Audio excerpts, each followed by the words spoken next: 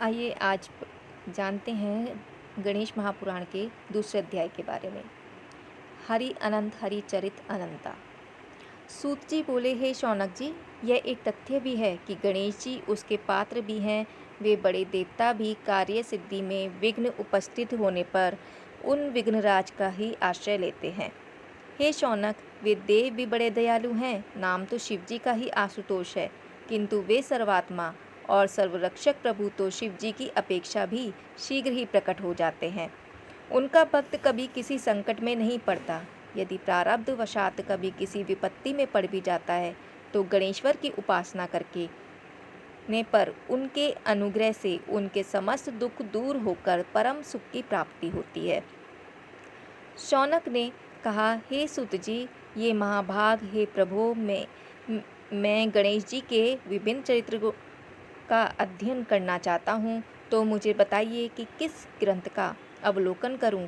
हे दयामय, आपको तो उनके समस्त चरित्र विदित हैं ही। यदि आप ही उन्हें सुनाने की कृपा करें तो मेरा अत्यधिक उपकार होगा।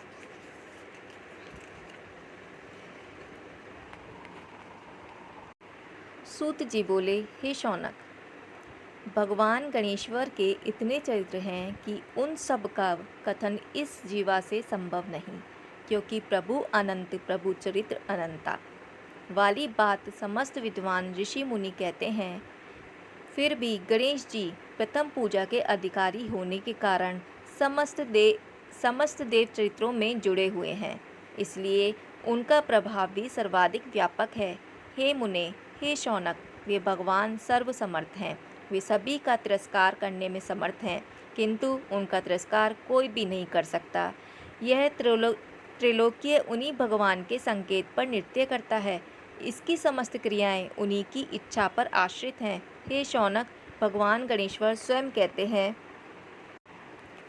शिवे विष्णु च शक्तो च सूर्यमयि नराधिप योर्वेदु बुद्धिर्योगः स सम्यग्योगो मतो मम।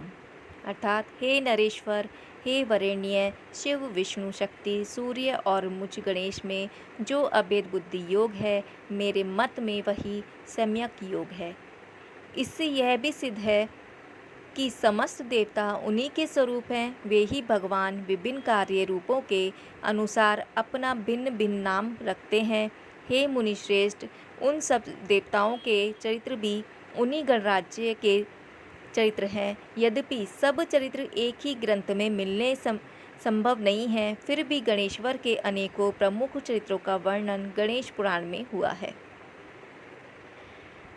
आइए जानते हैं आगे के कि राजा सोमकांत का वृतांत कथन। शौनक जी ने पूछा, हे प्रभु, गणेश पुराण का आरंभ किस प्रकार हुआ, यह मुझे बताने की कृपा करें। इस पर सूत जी ने कहने लगे, हे शौनक, यद्यपि गणेश पुराण है तो बहुत प्राचीन, क्योंकि भगवान गणेश्वर तो आदि हैं।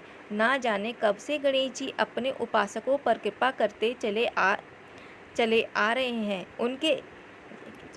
उनके अनंत चरित्र हैं, जिनका संग्रह एक महापुराण का रूप ले सकता है।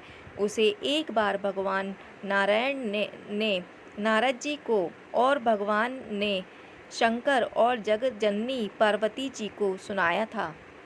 बाद में वही पुराण संक्षेप रूप में ब्रह्मा जी ने महर्षि वेद व्यास को सुनाया और फिर व्यास जी से महर्षि भृगु ने सुना। भृगु ने कृपा करके सौराष्ट्र के एक राजा सोमकांत को सुनाया था। तब से वह पुराण अनेक कथाओं में विस्तृत होता है और अनेक कथाओं से रहित होता हुआ अनेक रूप में प्रचलित है।